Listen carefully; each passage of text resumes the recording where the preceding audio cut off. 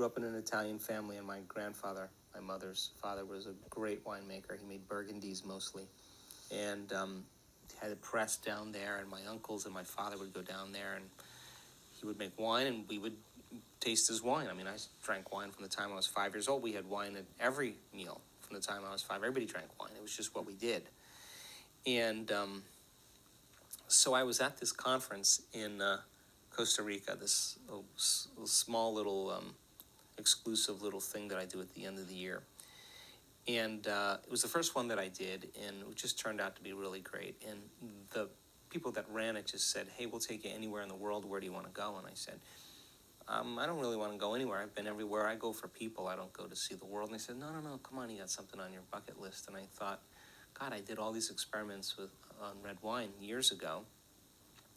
I'd love to talk about my research, So I started doing these wine tours because I created an artificial stomach, and I put all the digestive enzymes in this artificial stomach, like hydrochloric acid, like the same amount, molar concentration that your stomach secretes, trypsin, chymotrypsin, pepsin, pepsinogen, but all the quantities and concentrations in the proper order.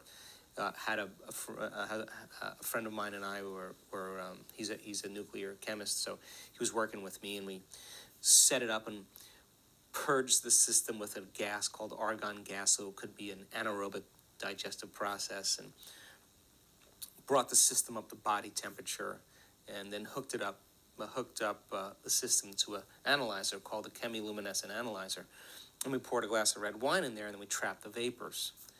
And it turns out that there's a specific chemical that we captured that is a sister molecule to nitrous oxide, laughing gas.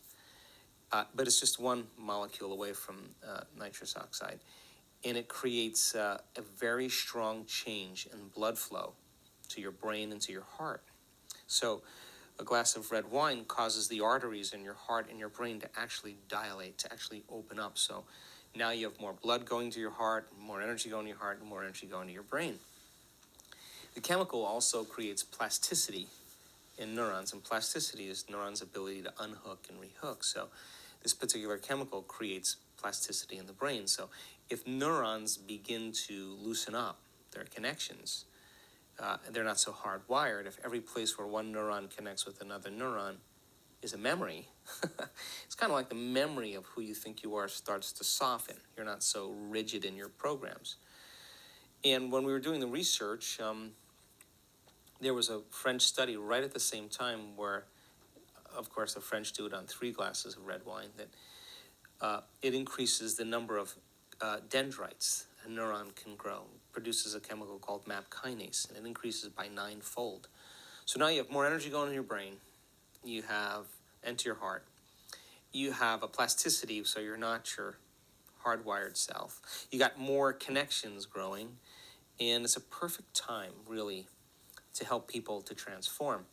So we do these wine tours, and people, of course, think they're coming for wine, and it's that, but it's much more. And so we teach them the process, and they have really profound changes and breakthroughs, and it's done in a lighthearted. We eat great food, and people make some pretty big shifts and have a lot of fun in the process.